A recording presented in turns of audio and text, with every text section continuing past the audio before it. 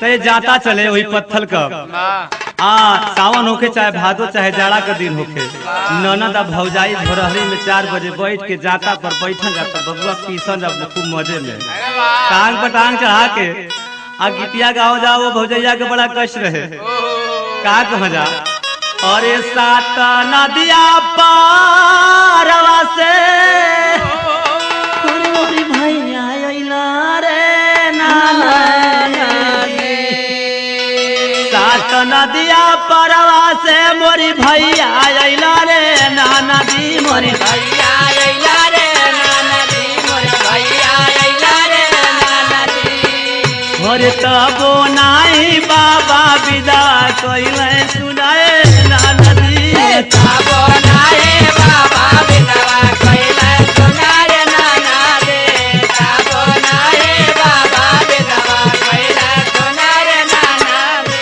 और का बतावा तीसिया का तेलवा करही अजर रे नाना दी करही अजर रे नाना दे करही अजर रे नाना दे।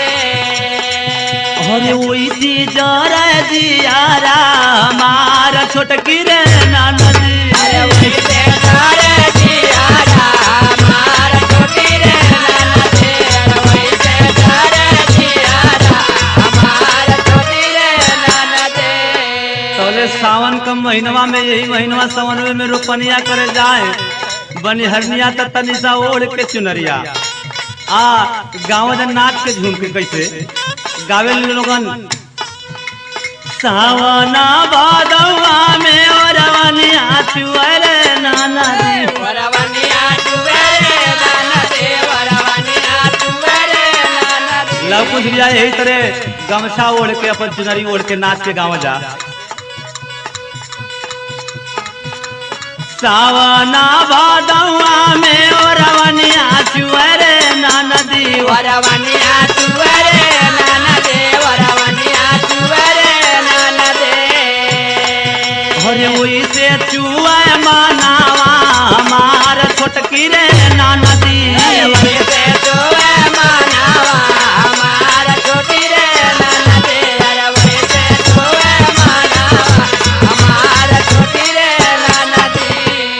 पहले का पुरनिया रहली अपनी समय में जो नया रहली तो गीत के बड़ा बढ़िया से पीड़िया जब होके मेहरारू बैठ के गाँव से वही पीड़िया में तो ओढ़ के नाच के पूरा कमर हिला के गाँव से अपने में कैसे गाँव मेहरारू। अरे मोरे पीछावा रवाजा मिरिया कहे रे गछिया जा मिरिया कहे रे गछिया जा मिरिया कहे रे गछिया।